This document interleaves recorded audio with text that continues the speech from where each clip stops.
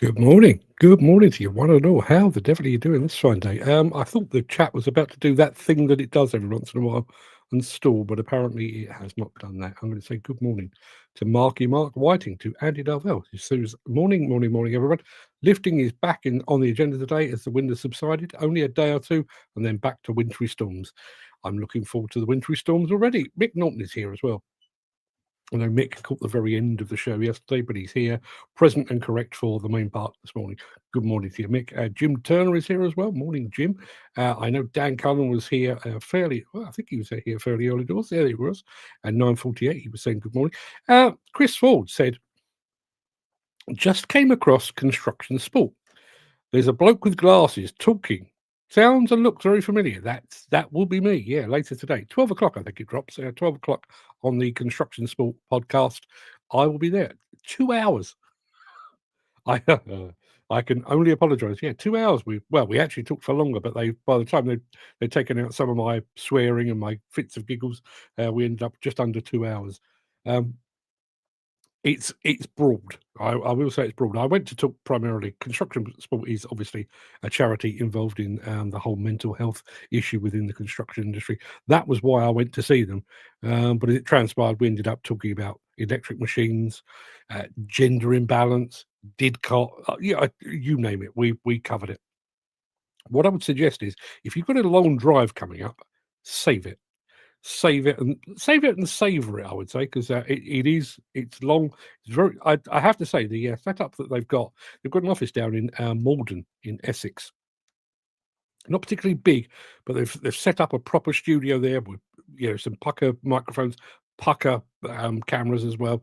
The quality of it is fantastic. I can't necessarily guarantee that the quality of the conversation is quite as good, or not my part anyway, but it is well worth checking out. I do want to go over to this. Gary Muirhead says, good morning, everyone. And RIP, rest in peace, Prunella Scales. Yeah, absolutely, rest in peace, Prunella Scales. I'm a little.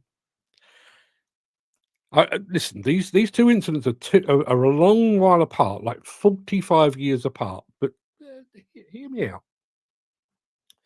Back in the back end of 1980, yes, that long ago, I was going through my dad's record collection, and he had an album there called Shaved Fish by John Lennon and the Yoko Ono or the Plastic Ono Band. Never really listened to it before. Not Beatles fan. I wouldn't call myself a John Lennon fan either.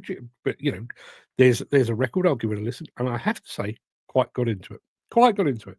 In fact, it sat on my record deck for a good couple of weeks, just playing it back to back to back. Shaved Fish by John Lennon, and then lo and behold, about 2 weeks later, Mark Chapman shot him. So I ended up buying the album that came out, I think posthumously, Double Fantasy. But there was a bit of me that thought, well, weird that after all these years, I mean, what would I have been? I would have been 15 years old then.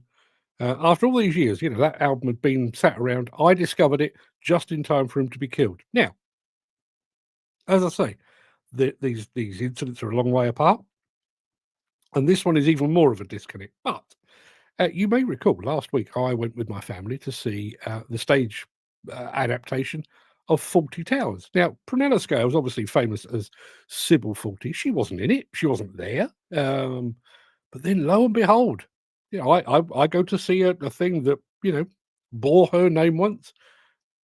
I listen. I'm not confessing here, but I'm starting to wonder if I wield way more power in my fingertips and perhaps anyone realised Dan Cullen he comes, he goes, he comes back again. Morning, Dan. And Ken Hatcher has got the Welsh weather. It's going to be a long day today. Long old day. Obviously, we've got today's show to get through. Which, water off a duck's back. We do that every day. But I'm back again this evening at 7 o'clock for our Halloween story. I realise we're a couple of days shy of Halloween, but I didn't want anybody to give up their Friday nights to listen to me babbling on. So we've got that coming up. Loads of stuff going down the tubes. I'm in the the final throes of producing a report on the current and future prospects for the UK demolition industry. That will be available in the next couple of weeks. Last night, I finished a piece on Didcot. I think I've called it a decade of dawdling. Because come February next year, it will be 10 years since it came down. And yes, we are planning. We are planning to issue that before. I feel the same about Didcot as I feel about mental health and gender imbalance. I don't think it should be one of those things that we talk about just because there's a special day or an anniversary. So ahead of Didcot, yes, I will be issuing that. Ken Hatcher says, "Have you got a new mic? It's bigger than your head." No, it's the same mic, but I've raised it. Well spotted, though, Ken. I've brought it up on the boom arm. We were having some issues because I'm looking at chat over here and I'm looking at chat there, and I tend to gesticulate. I noticed, and I don't often listen to myself because, frankly, why would you? But I was listening to myself the other day, and I found that I was going from very loud to very quiet, and consulted the book of words on the microphone. And it said, try to keep it basically that far from you, that far from your mouth. So I'm trying to do that. I've brought it up a bit. Dan Cullen saying, I'd say a decade of fucking around. Yeah. I mean, I wonder what's been going on. I wonder what's been going on. And one of the arguments that I make is about the allocation of resources. I mean, I'd like to think that that Didcot is an ongoing investigation, that Thames Valley Police man-hours are still being dedicated to analysing the witness reports and the evidence that they've gathered over the past 9 3/4 years.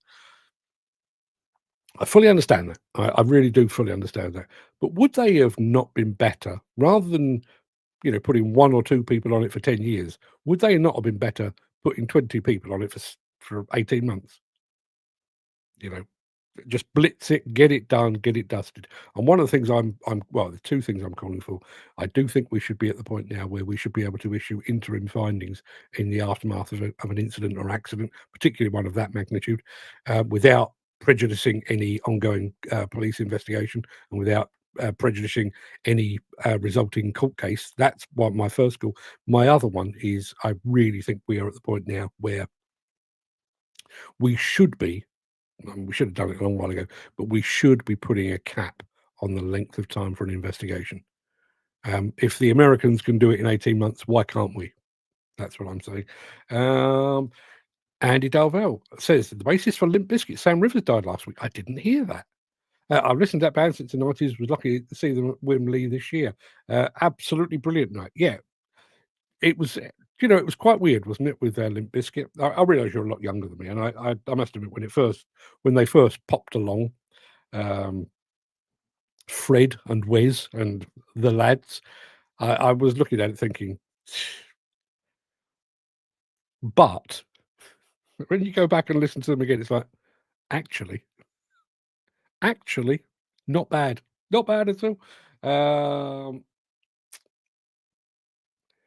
Dan Cullen saying they're twiddling their fingers, not important enough. Well, again, I do wonder if we were to put a cap on the length of time that a prosecution or an investigation can take, surely that would, it would. I actually think it might be helpful for the authorities to actually. We've got 18 months. What is it going to take to bring this home in 18 months? We need a 40-man squad. Right, 40-man squad it is. Get them in. Just saying. Mick Norton is saying Grim Reaper-esque seems appropriate for the time of year. Yeah. And Gary Muirhead saying, so you're trying to tell us you're a jinx? I think a lot of people would probably tell you that. Andy Dovell says, and go to see The Offspring next month. God blimey, you're going back through your youth. Next month at Year O2, another band I've listened to for decades. Can't bloody wait. Yeah. Andy, I was talking about you just the other day, and I did mention that I considered you to be pretty fly for a white guy. Listen, I know my shit. Anyway, people, should we crack on? I think we probably should. We've got loads to get through. In fact, we're going to be revisiting the whole Hitachi becoming a land cross thing in just a moment. We've also got another giveaway. I'll tell you now, it's another Komatsu giveaway. So you kind of know what to do, right? And well, obviously basking in the knowledge that he is pretty fly for a white guy. Yeah, absolutely. It's taken so long, they probably lost most of the evidence. Makes you wonder. I mean, surely you would think in 10 years we will have lost some of the witnesses. Moved away, died, forgotten what happened. You'd think.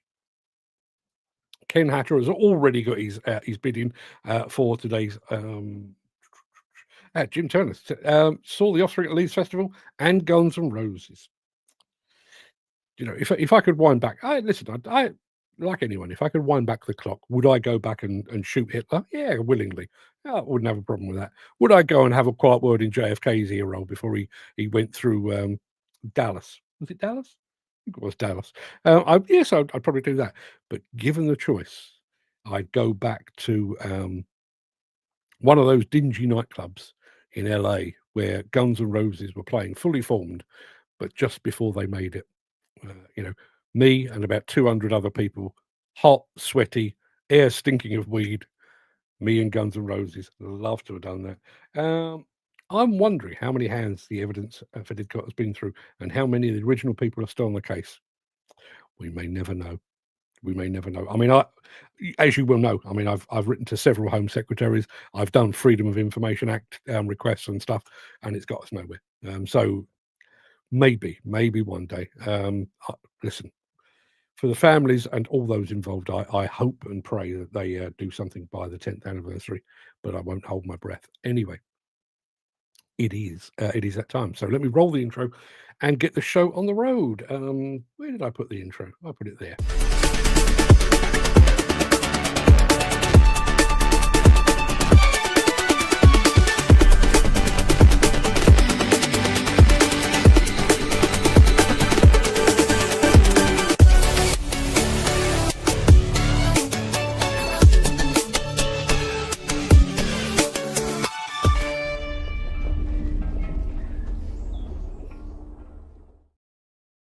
It is Wednesday, the 29th of October. Welcome to the Breakfast Show. I am your host, Mark Anthony, the Walrus of Demolition, the Lord High Chancellor of live streaming. In today's show, Hitachi will become Landcross.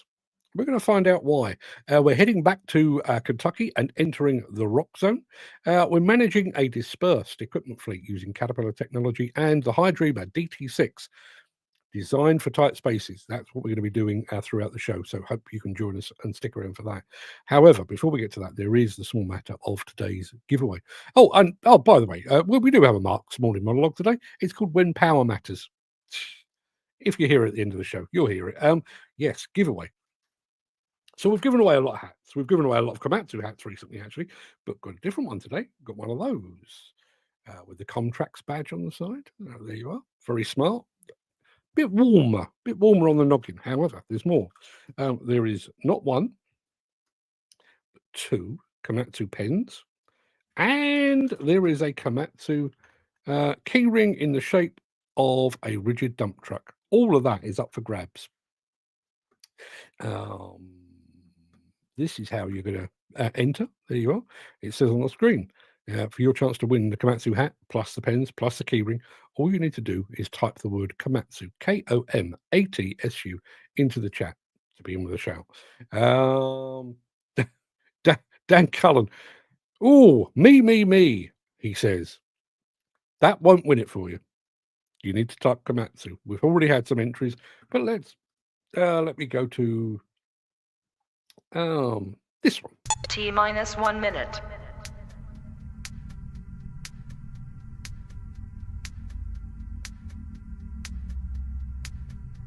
T-minus 50 seconds.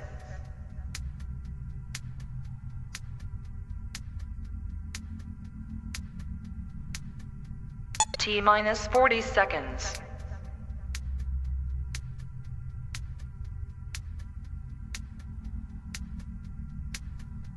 T-minus 30 seconds.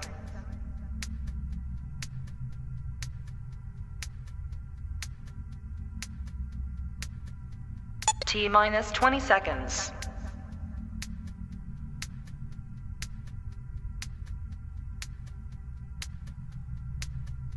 10, 9, 8, 7, 6, 5, 4, 3, 2, 1, 0.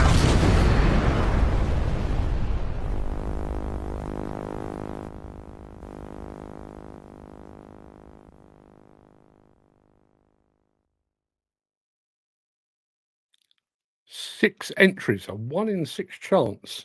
Let's not mess about. Let's find out who's won today's prize. Let me press the draw button right now.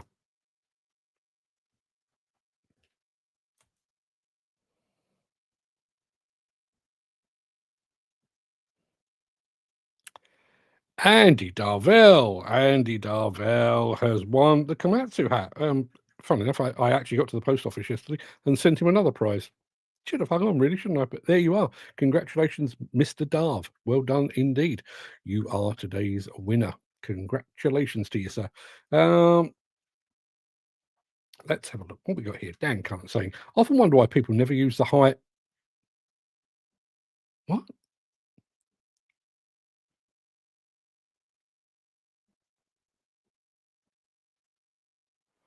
Never use the hyphen on the T or on. I've no idea. No idea. Dan, when you get a spare second, type that again, would you? Because I can't actually make out what that is. Andy Darvell, clearly pleased with his new Komatsu hat. Dan saying my name didn't come up. I wonder why that would be. I wonder why that would be.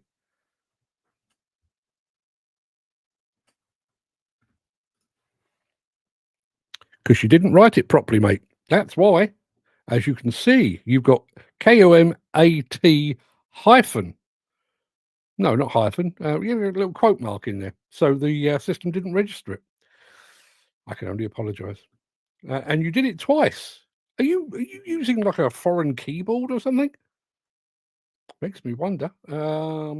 Jim Turner says, a fair play, Darl. And Gary saying, well done, Andy. Andy enjoying himself, and Mark Whiting saying, well done, Andy. Yeah, I've got your address, I think, Andy. I certainly should have. I'll be getting that in the post for you today. Probably.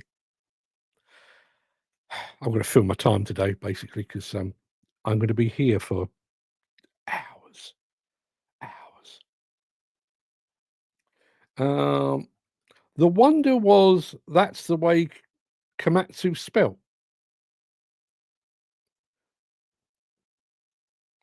That's not how it's spelled. I think you're referring to their logo, aren't you? Let me just have a look.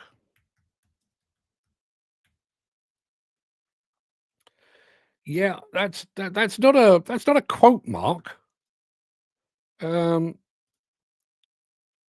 know if I can show you that.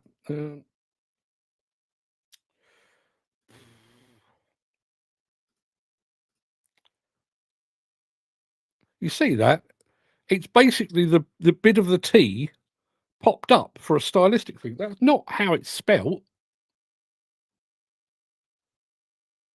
Sorry, Dan. I'm sure there'll be another Komatsu one along, but please. It was there. It's in writing. Don't do weird spellings. Andy, let me get rid of that. Bear with me a sec. Let me get rid of that. Well done, Andy, says Dan. Dan says, look it up. I just did. There you are. Gary says, have you posted my prize from yesterday's show yet? I have. Yeah, I went down to the post office armed, drowning in boxes. I was drowning in boxes.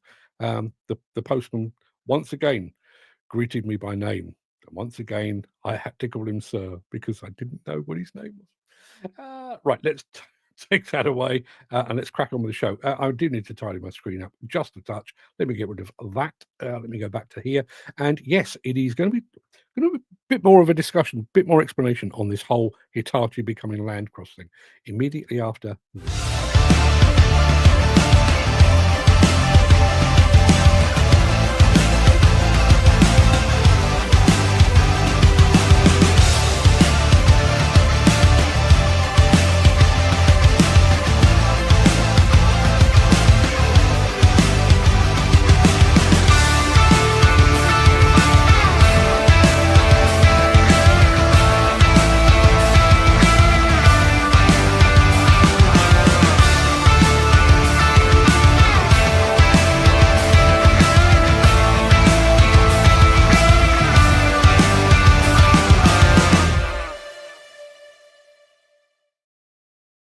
I do need to say a very quick good morning. It doesn't have to be that quick. I've got nowhere else to be. I'm going to say good morning to Andy Thornton. Good morning. Just tell the postie your memory isn't what it used to be. You might have forgotten his name. Might work. It's one of those names, though. It's he's Indian, and it's quite long. And I think that's why my brain didn't compute. You've definitely got to bite the bullet and ask him his name again. See, that would be the sensible thing to do. The post office is a 4-minute walk away from my front door. There have been times in the not too distant past where I've actually thought, sod it, I'll throw the parcels in the car and I'll drive to another post office. That's how embarrassed I am. Yeah. Now, if you were here yesterday, you will know that we broadcast this live. It's hot news. Hitachi have announced that they are going to be rebranding, not until April 2027, but they're going to be rebranding as Landcross. Obviously, a lot of us were all a little confused, a little confounded, and I have to say, I saw a lot of coverage on this online yesterday, and virtually everybody were like, "You're going to what now? Are you sure you want to do that?" Anyway, between then and now, the fine folks at soon-to-be Landcross have issued a video that kind of explains what they're all about. So have a look. Digging, hauling, reshaping the face of the planet. For the last 50 years, we've been turning what if into watch this. Pushing the boundaries of engineering, setting the bar for reliability. We've turned the old into the new and the impossible into done. But in a world that's changing at breakneck speed, we have been transforming too. Hitachi Construction Machinery is about to enter a future defined by our customers' experience. Hey Landcross, take over. Not just a new name, a new way to approach the construction site. This is where operators become pilots, where control feels like play, and machines start to come alive, becoming your partner in a new digital ecosystem. We're changing our name and changing the game. But our culture, our heritage, and our quality will remain unchanged. And the transformation has already started. Engage transition phase. Landcross 1. Landcross Connect. Landcross Fit. Official name change initiated. You are part of a very special future. A future enhanced by open source solutions. A future supported by the best digital solutions providers. A future of next-level customizations. In the last 53 years, we've built the world and built our customers' trust. Now it's time to show them an experience no one else in Europe can by building something revolutionary. Landcross, solutions beyond machinery.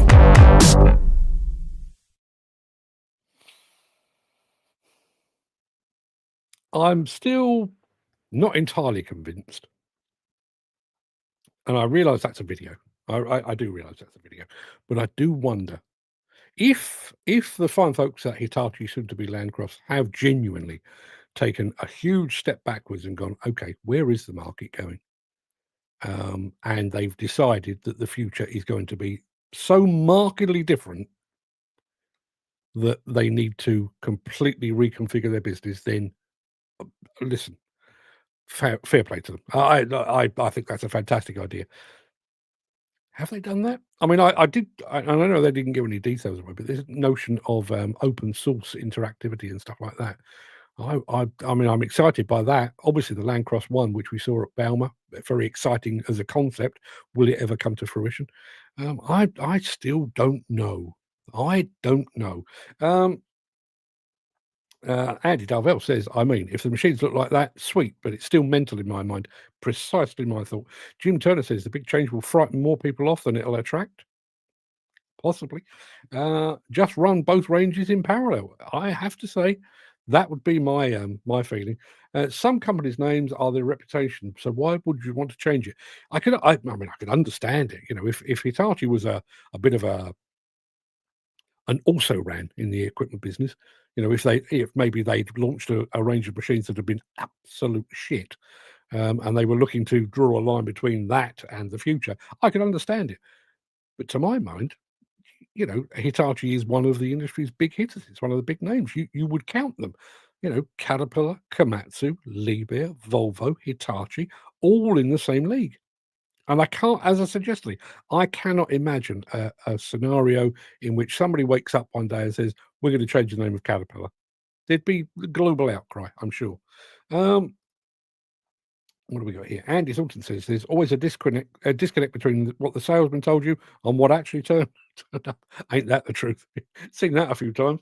Right, okay, we've got more to get through. What are we doing next? Oh, I know, we're going back to Kentucky.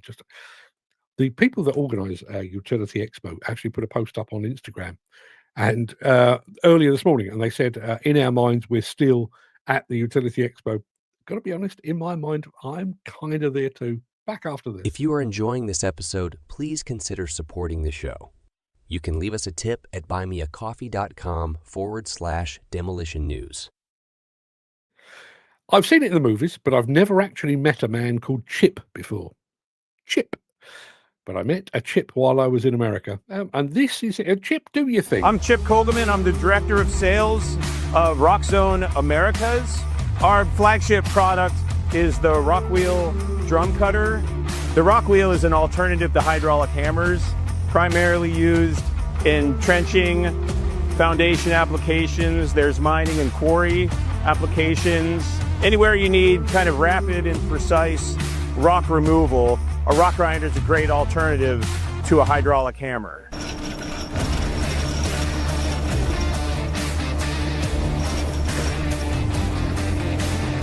And another big benefit is the cuttings that are produced as a byproduct of the grinding action can be reused on site as backfill or pipe bedding. So it removes that process of having to, process hammered or shot rock. The Oil Quick system, just by making it so easy to change attachments literally within seconds without the operator getting out of the cab. Yeah, it's a tremendous time saving. It lends itself to using the right tool for the project, not just the hammer, because I don't feel like getting out of the cab.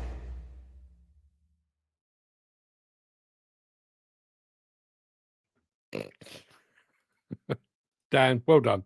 Wonder if he ever worked in a takeaway or a garage repairing chips. Yeah, be a good idea. Mick Norton says, Landcross, revolutionary, my arse. Mike Wolf, morning. Mike says, I'm curious. Curious is one way of describing it. I'm curious about the change from Hitachi to Landcross. Hitachi is a strong brand with a long reputation for quality machines. My thoughts entirely. Listen, Mike is a super smart guy. He really is. I have nothing but admiration for Mr. Wolf. But I would imagine somewhere within Hitachi, you don't become a multi-billion-pound company overnight. I'm sure there are some very, very smart cookies working in Hitachi, and I'm sure they've got some very good reasons why they're switching their name in whatever it is, 18, 19 months' time. But for the life of me, I can't think what those reasons might be. Yeah. It's one of those stories that's going to run and run, isn't it? I do wonder. I did actually mention that yesterday. I wonder if I put a date in the diary for April 2029, assuming I'm still kicking the lid off by then, to actually revisit that subject and say, are they still Landcross, or did they decide it was all a terrible, terrible dream? What do we got here in the chat? We've got, I think draw them back in.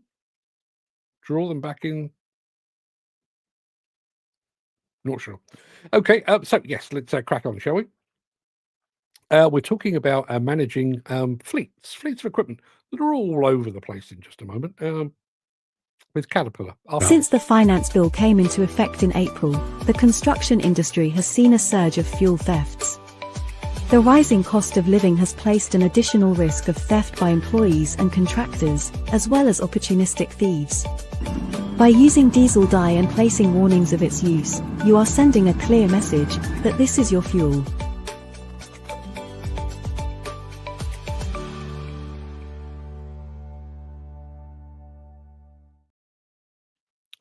Yeah, the name. See, this is why the name Chip will never catch on in the UK, because we have too much humour about it. Like Gary saying, Chip. I wonder if his dad used to call him a chip off the old block. I'd like to think he did. Dan Cullen says, Landcross, just can't get my tongue around it. I'm operating a Landcross long reach or a high reach. Just doesn't sit well. I agree. And even now, and I don't know how long ago they made the switch. I said this yesterday. To me, saying the word Snickers, not just because it's a ridiculous bloody word, but saying the word Snickers still kind of feels a little uncomfortable in my mouth. My brain wants me to say marathon, but my mouth says no, it's now a Snickers. It's been 30 plus years, probably more than that. Still makes no sense to me. I know a chip, he says.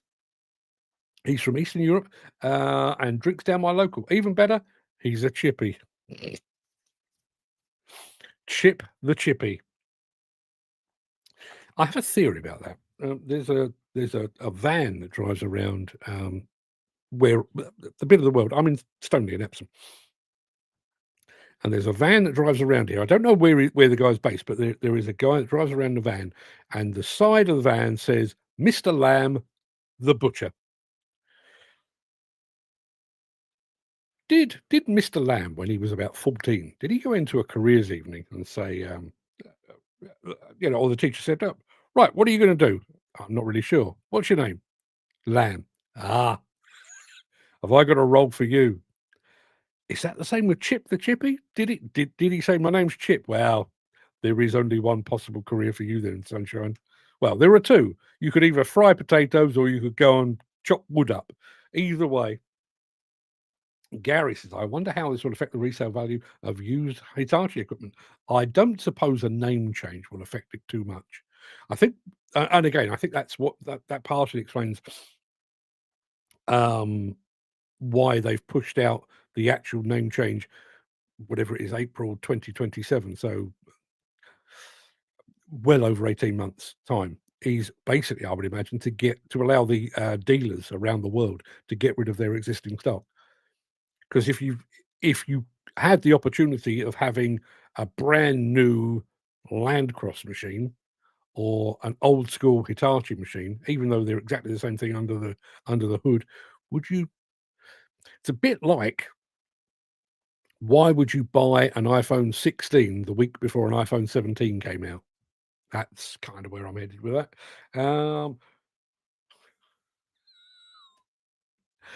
That is, well, you've just made my morning. We had a carpet shop called Lino Richie. Is it flooring you're looking for? Oh man. I tell you what, I mean, I think I've done a pretty good morning monologue today. I ain't beating that. There is no way I'm beating that. Whoever came up with Lino Richie, take a bow. Take a bow. LC International, our good friends down at LC International, probably Dan, I'm not entirely sure, but probably Dan, have just joined us as well. They're probably drowning at the moment in Sunwards and Hedromex, all going out the door to soon to be happy customers. But good morning to LC International. Jim Turner said we had a contract manager called Chip. Wasn't his real name. In fact, I don't know his real name. It's weird how those things stick, isn't it? There's one of my sons, well, both of my sons actually, they both grew up with him. There was a little ginger boy when my kids were, I don't know, 5 or 6 years old, used to come out and kick a football around. And I was with my kids kicking the ball with them. And this little fella came out to kick a ball around with us. And he came out, as I say, he was ginger and he was wearing an England shirt. So immediately I nicknamed him Skulls because he looked like Paul Scholes, in as much as he was wearing an England shirt and he's ginger. Looks nothing like him apart from that. His name is Chris, but it's been so long since anybody called him Chris that if anybody, including his parents, say Chris, everyone goes, who? Who the hell's Chris? Yeah. Andy Darvell, brilliant Gary. Yes. Lino Richie. Is it flooring you're looking for? What have we got? Oh, I know. We've got managing dispersed fleets of equipment using technology and electronics. Caterpillar to the rescue.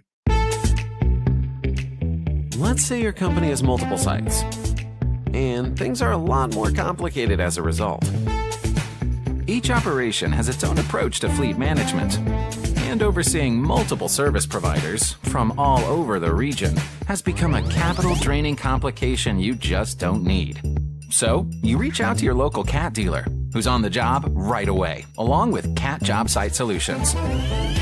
Together with you, they begin with an assessment of your business, analyzing your equipment, reviewing the efficiency of your operators, and talking with you about your ongoing site support issues.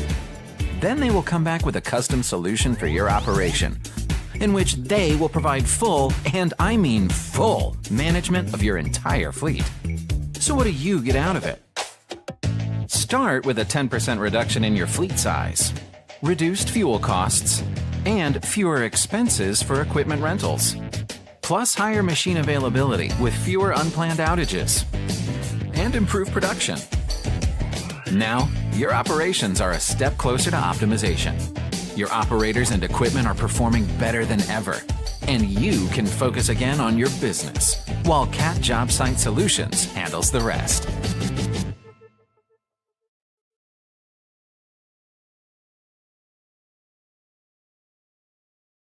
Yeah, Wild Caterpillar are messing about with technology that it's impressive, but it's nowhere near as impressive as this.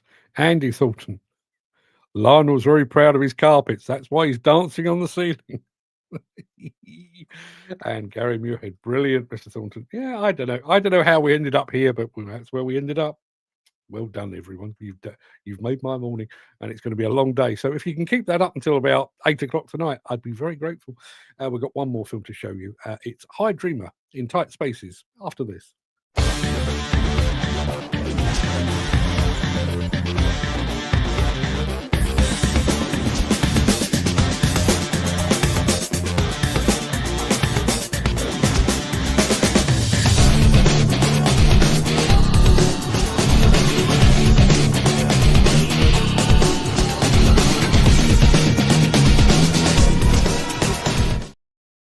I think I could do a whole show on this.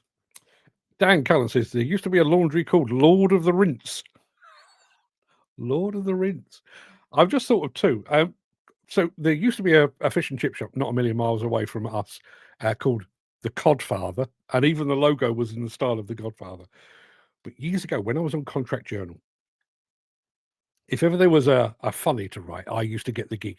And I'd been sent news of I think they were in like Southwark in London. A group of builders had set up, and they were all of Indian descent. And I can't remember, they were called Singh or Patel or something like that, a typically English name. But on the side of their vans was the slogan, "You've tried the cowboys, now try the Indians." It's 40 years ago, still makes me laugh. Brilliant. Tried the cowboys, now try the Indians. Anywho, people, one last film. It's High Dreamer doing all tight spacey stuff. Here we go.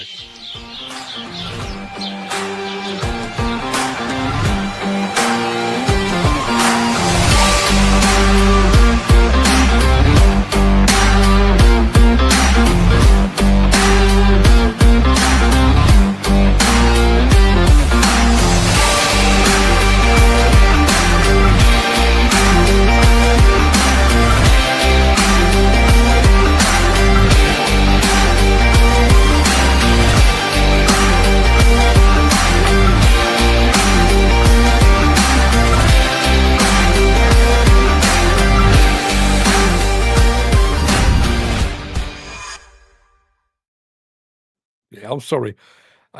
Listen. I'll come back to that. I do love me a High Dreamer. Dan Cullen. There's a barber's in London called Barbara Streisand. Oh dear. Oh dear. Mick Dalton. If you're a police officer called Rob Banks, would you change your name? No. No, I would not.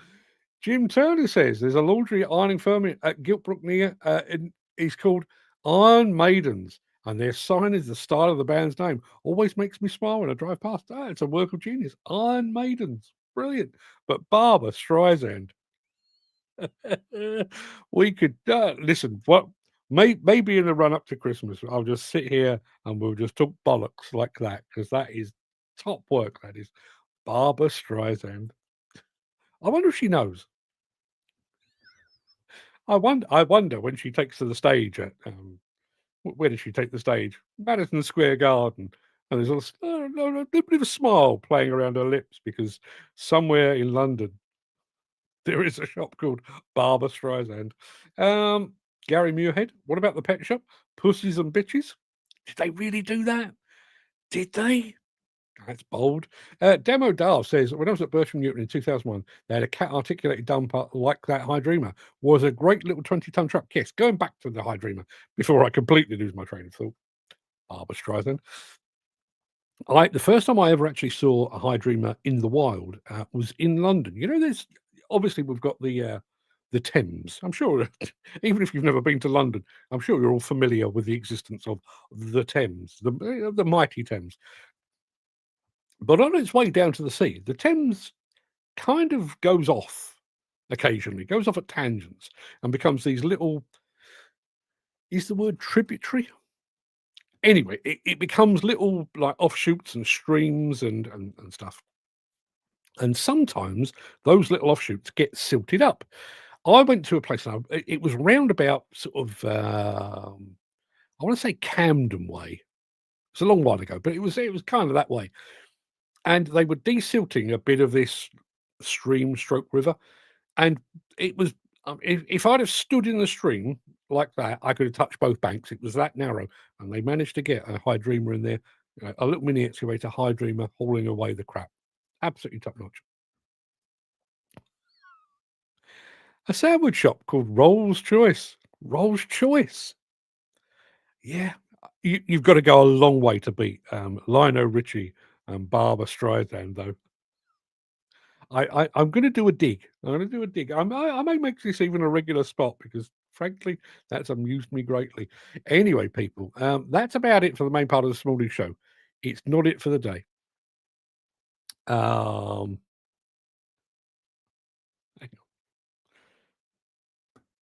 Dan Cullen, William the Concreter was a company in Essex. Yeah, that's not bad. Got a long way to go to beat Barbara Streisand. Yes, that's about it for the main part of today's show, this morning show. At 12 o'clock today, my 2-hour conversation with Steve Kerslake over at Construction Sport will go live on YouTube. It will also go live on demolitionnews.com. I would... hang on a minute. I've been blown out the water here. I would strongly recommend, if you've got a long walk or a long drive or a long train journey coming up, save it, because it's 2 hours. It's a lot. It is a lot. It covers a lot of ground. The main reason for going there was to talk about mental health and suicide and that kind of thing. But we touched on DIDCOT. We touched on gender imbalance. We did electric machines and a whole bunch of stuff in between. So give it a listen. That's at 12 o'clock today. Then at 7 o'clock, I'm going to be back sat in this very seat, in front of this very microphone, in front of this very camera here, to bring you this year's Halloween story. It's not Halloweeny. It's not spooky. It's not scary. It's just a story that's been cooking in the back of my brain for quite some time. And thanks to Gary Muirhead, I took a big shoehorn and I oozed it out, dragged it out of my brain and put it on paper. I didn't put it on paper. I put it on a computer, but you get the idea. However, all that to the side. I'll come to my morning monologue in a moment. Andy Darvell says tributaries go into a river. The mouth of the river is where it starts to split off and make sandbars and such. I wonder what them little offshoots are then. Don't know. Apparently it's starting to rain. We've had rain most of the morning, actually, Dan. Jim Turner, I spent all day listening to podcasts. 2 hours is nothing. There you are. What about China's top web buy? Not sure what that is, but get ready. Okay, so we've had Lionel Richie, we've had Barbara Streisand. There is a kebab van called Jason Donovan. Oh dear. Ah, dear. Jason Donovan. Well done, whoever came up with that. Andy Thornton says, apparently those little offshoots of river are called creeks. I always thought creeks was a very American word. Maybe listen. You're clearly way smarter than I am. You may well be right. Chris Ford is here. Morning, all. It's been a busy morning so far. Well, Chris, I can tell you the dancing girls were particularly spectacular today. The amount of free money, unprecedented, but welcome, welcome. You are here just in time for my morning monologue. And you're also here for a quick reminder, so long as you're not playing darts tonight, I'll be back here again at 7 o'clock tonight for our Halloween thing. If you can't stick around, please stay safe. Look after yourself, your family, your friends, and your colleagues. Hope to see you again very soon, even tonight. But if you do have the time and the inclination, hang on, I'm going to do this. China's best-selling cookbook, How to Walk Your Dog. Okay. Jim Turner says, lots of creeks in Lincolnshire and the Fens. Yeah, I've always wanted to fish the Fens. A lot of pike up there. And I'm not really a pike fisherman, but I quite like the idea of that. Apparently, there's a tiling company in Wales called Bonnie Tyler. Oh, man. I tell you what, if you worked at Bonnie Tyler, you'd be looking forward to going to work in the morning, wouldn't you? Hello? Yep, this is Bonnie Tyler. Turn around, bright eyes, why don't you? Anywho, people, it's morning monologue time. I'll be back after this.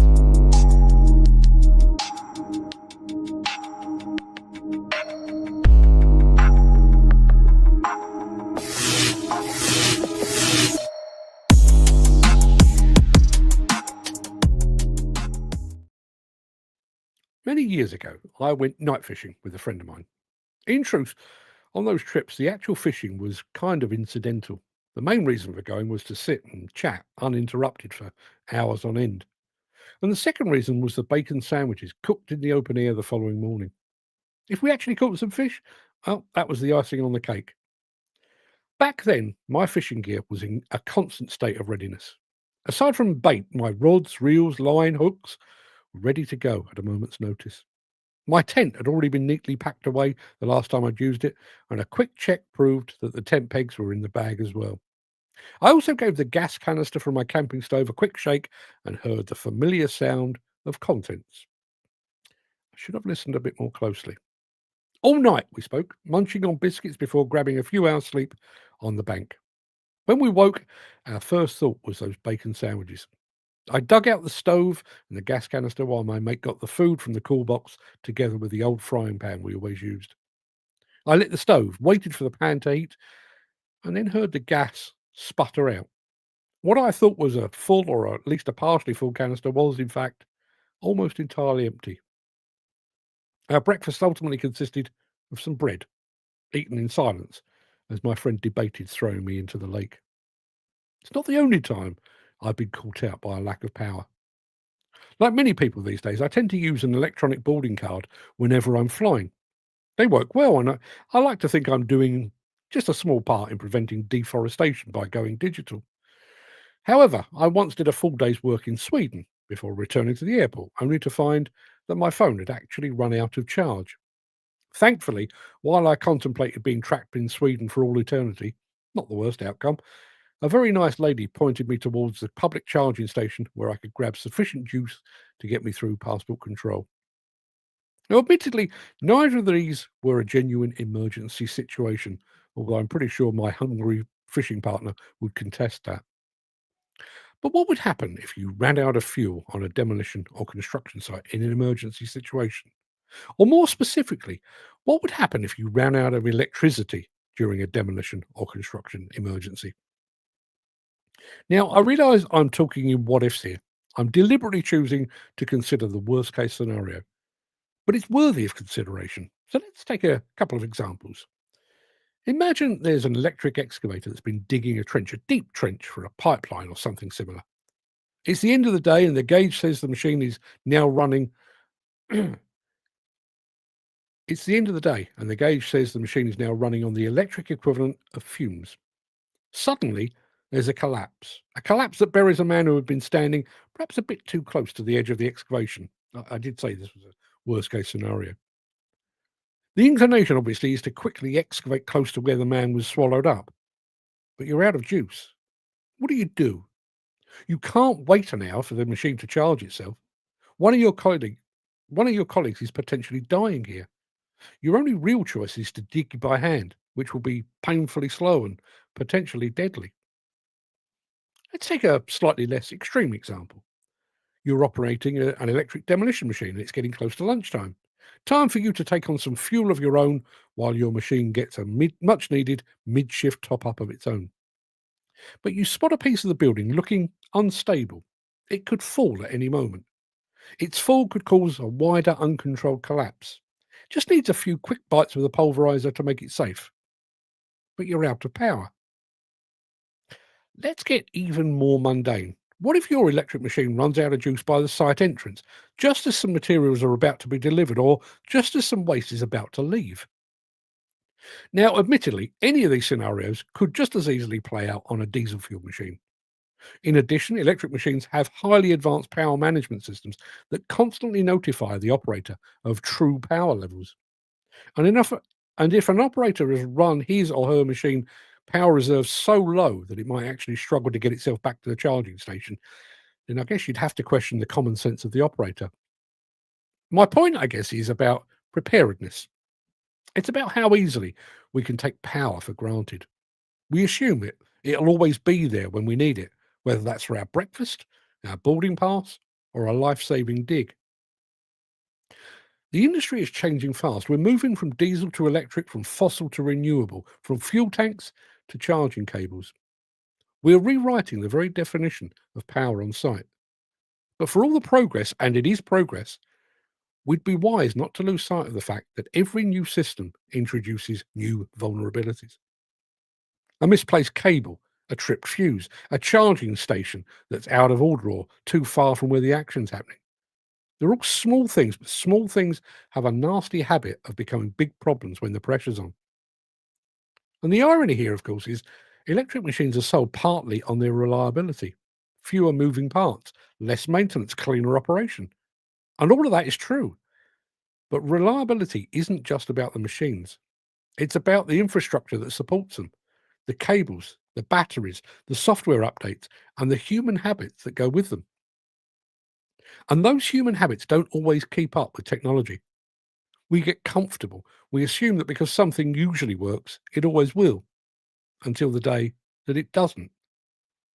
Now, I'm not saying electric machines are unsafe. Far from it. I'm a big fan.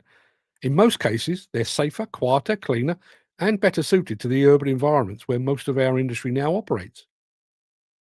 But I am saying there are questions we've not yet asked.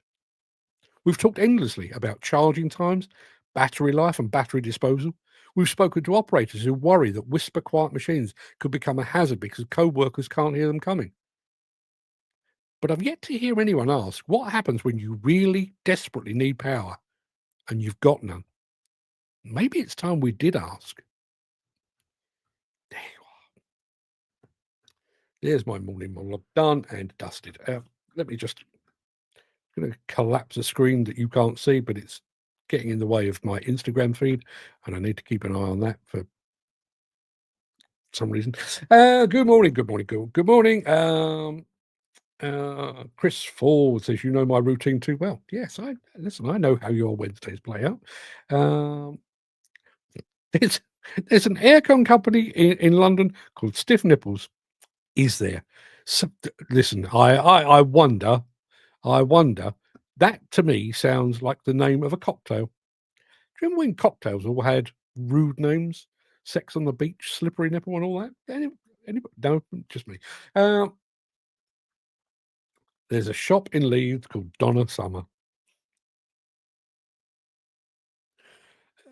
Dear. Andy Dove says they should have a reserve tank on electric machines like motorbikes in case an issue like this arises, just to give you that 20 to 30 minutes emergency power. I don't know what the score is with that.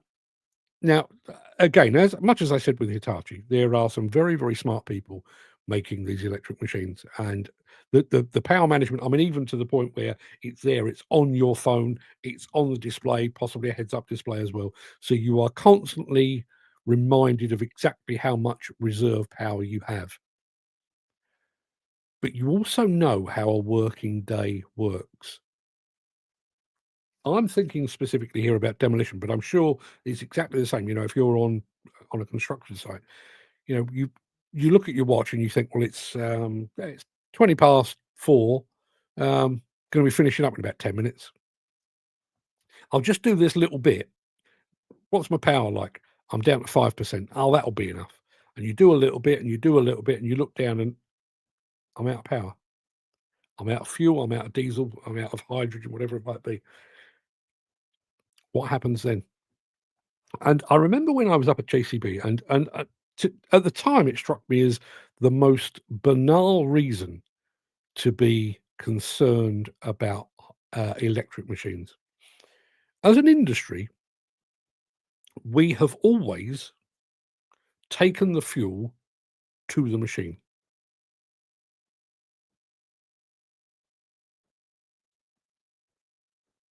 Just trying to get this. I'm trying to replay that conversation in my head. So basically, you're on site. Somebody arrives, plugs in some diesel. You're away to go. With electricity, you've got to go to the charging station. So not only have you got to do your work and reserve some power, you've also got to reserve enough power. Now, if you're on a little inner city site where the charging station is 20 yards away, not a big deal. If you've got to go a little bit further, possibly a big deal.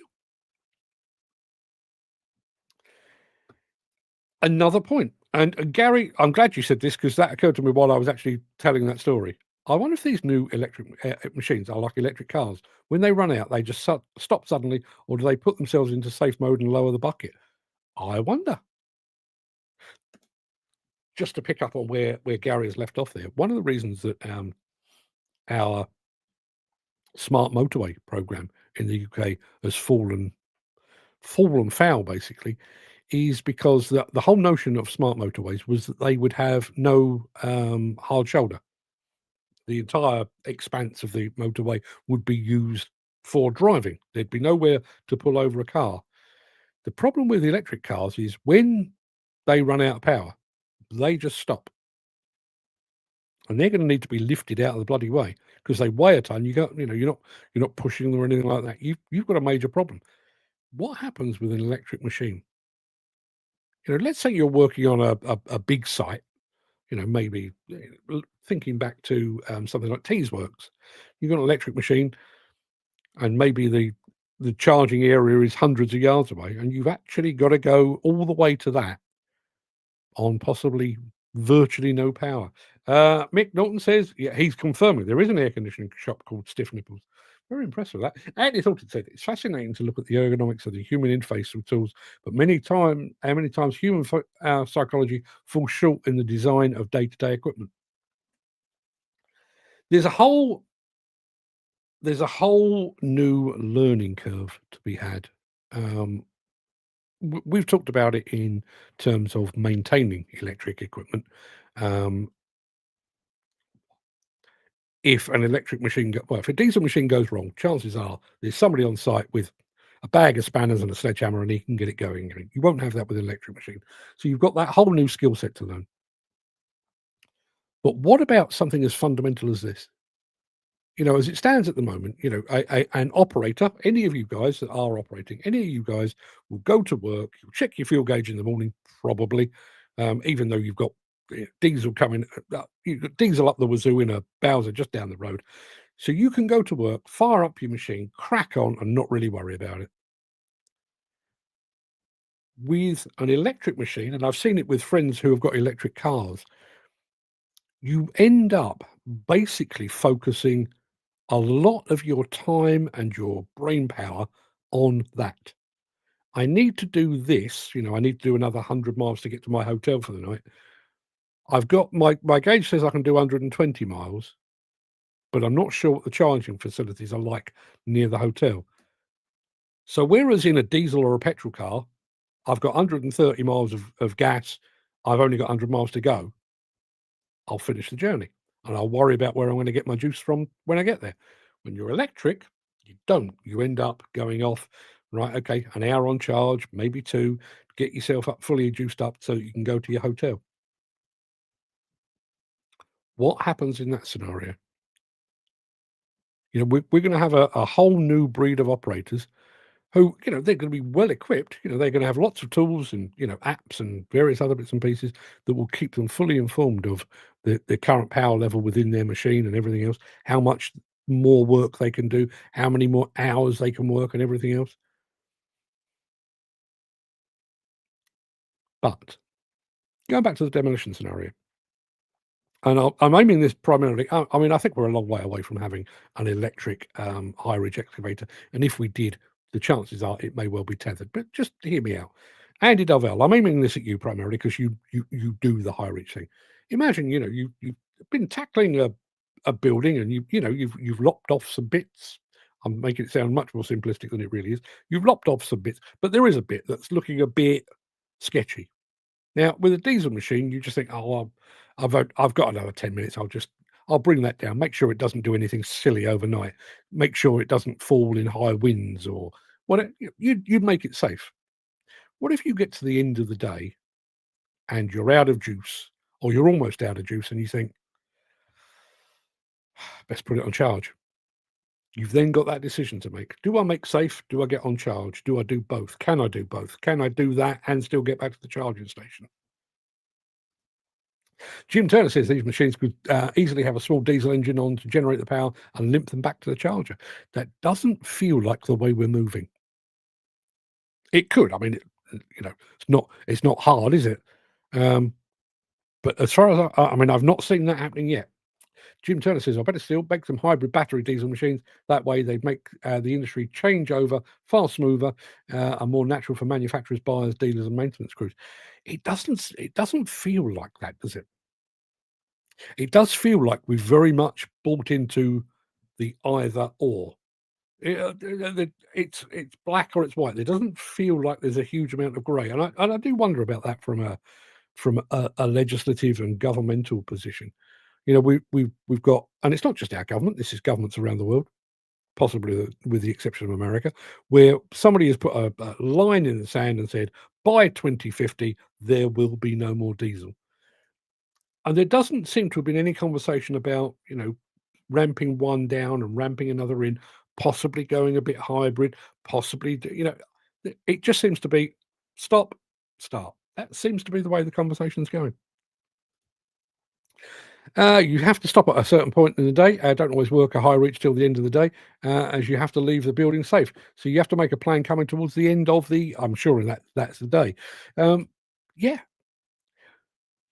I wonder about the impact of that. We've talked here before about the amount of time that it will take to charge a machine of that nature. Not necessarily a high reach, but an electric machine. And most of the electric machines that we've seen so far, they're fancy, they're sexy, they're cool, and everything else. But they don't currently, most of them don't currently have a battery able to take you through from 7:30 in the morning to 6 o'clock at night. So at some point during the day, you are going to lose a bit of time while you put some juice up the tailpipe of your machine. So we've already accepted, grudgingly, I think, that we may lose some working time because of that midday charging. But are we losing more time at the end of the day there? As Andy said, if you're working in demolition, part of your job, a key part of your job, is to make sure that when you pack up that night, you are leaving that building safe. If you are doing that, if you look down at your electric fuel gauge, feels weird saying that, but you look at your fuel gauge on an electric machine and you think, well, I've got another 10 minutes. I've got half an hour before I'm due to go home. I'll probably need to just do that, make that safe, and then get back on charge. So we've potentially lost another bit of the working day at the end. Is anyone factoring that in? Mick Dalton says, with EV construction plant, the only solution to guarantee low gravity of charge is for each site to have a battery pack replacement station. Forget charging stations.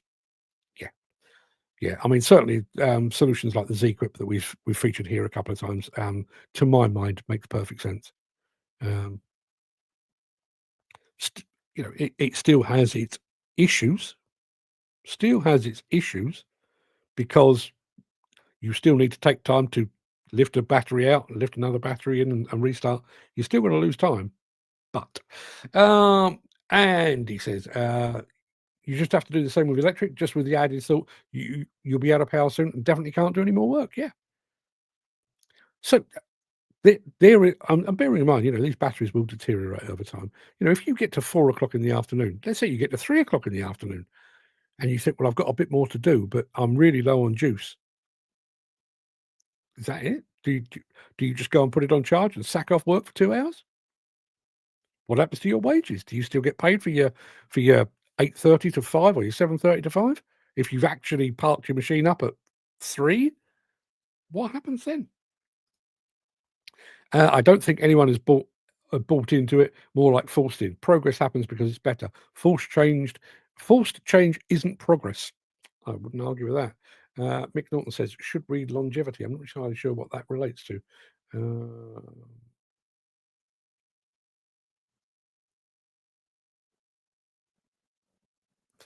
It's not low gravity, it's longevity of charge. Thank you, Mick. I even managed to read it wrong, which is spectacular of me, really, isn't it? Anyway, that is this show done. As I say, we've got our Construction Sport podcast going out at 12 today, and then I'm going to be back here at 7 tonight with the story is called 3 White Cards. The name of which will slowly make sense. You probably won't find out about it until right at the very end, but that's what it's called. It's about half an hour. By the time I've had a bit of a chat at the beginning, probably need 40 minutes of your time. After that, my time is yours. If you want to have a natter about the book, or the story, if you want to have a natter about anything else, if you've got any other weird business names, Lionel Richie and stuff, Barbara Streisand, please let us know. Andy Thornton says, live long and prosper. Yes, I can do that. I have the capabilities. Dan saying, I don't think I could operate an electric machine. You should try one, though. I think you'd like it. I really do think you'd like it. Chris Ford says, one of the factories we work at have 5 electric side loaders. They're costing less to run than diesel, but whole life hasn't been taken into consideration. Yeah. That in the fullness of time. Dan Cullen, if you go over to demolitionnews.com at 12 today, you will find it there. Better still, go over to YouTube and search for Construction Sport. Construction Sport podcast. It goes live at 12 today. So have a listen in. Let me know. Let me know what you think. Made a nice change for me. I was still sat behind a microphone, but I was actually answering questions rather than putting them out there. So let me know. Let me know what you think. Andy Dovell says, good show, chaps. Chocks away and tally ho. Yeah, absolutely. Chocks away and tally ho and all that good stuff. I'll be back at 7. I probably won't look like this. I should probably be half asleep by then, but I'll do my best. I'll drink lots of coffee today to make sure I'm all guns blazing. And Andy Thornton says, toodles. Toodles. We've all got very, very posh, haven't we? Tally ho and toodles. Yes, goodbye. Or as they say where I come from, see you later.